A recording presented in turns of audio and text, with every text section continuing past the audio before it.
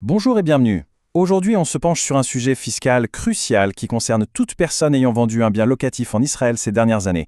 C'est une mise à jour importante, alors allons-y directement. Alors, cette phrase, elle est assez directe, n'est-ce pas? Et ce n'est pas une simple spéculation, non. C'est un avertissement qui vient de professionnels de la fiscalité sur le terrain.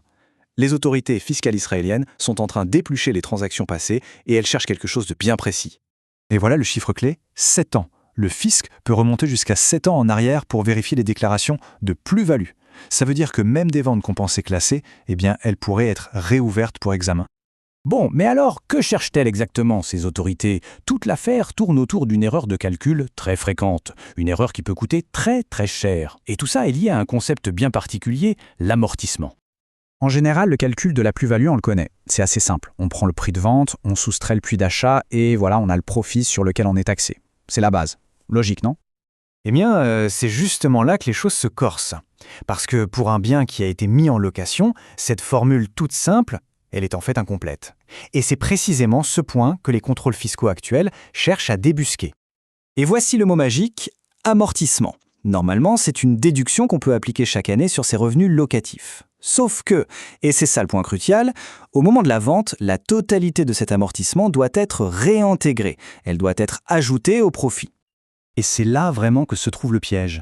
Parce que le fisc ne regarde pas l'amortissement qui a réellement été déduit chaque année. Non, il regarde l'amortissement qui aurait dû être calculé. Donc, que la déduction ait été utilisée ou pas, le montant total doit quand même venir gonfler la plus-value imposable. C'est une obligation.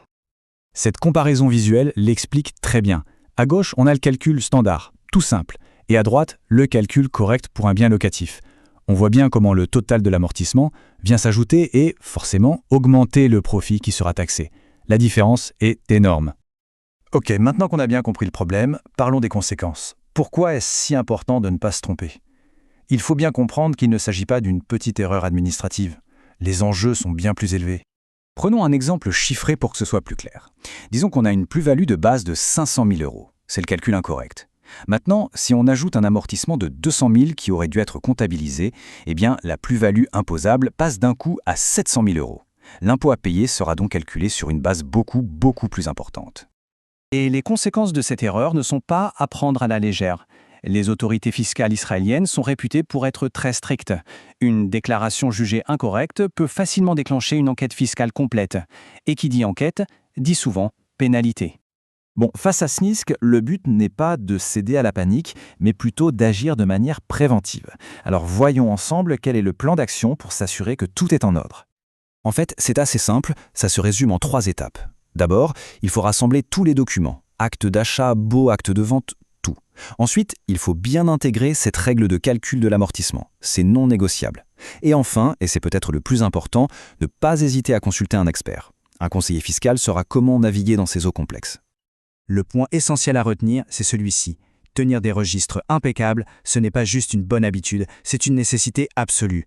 C'est vraiment la meilleure des protections en cas de contrôle fiscal. On termine donc avec cette question, qui est là pour inviter à la réflexion.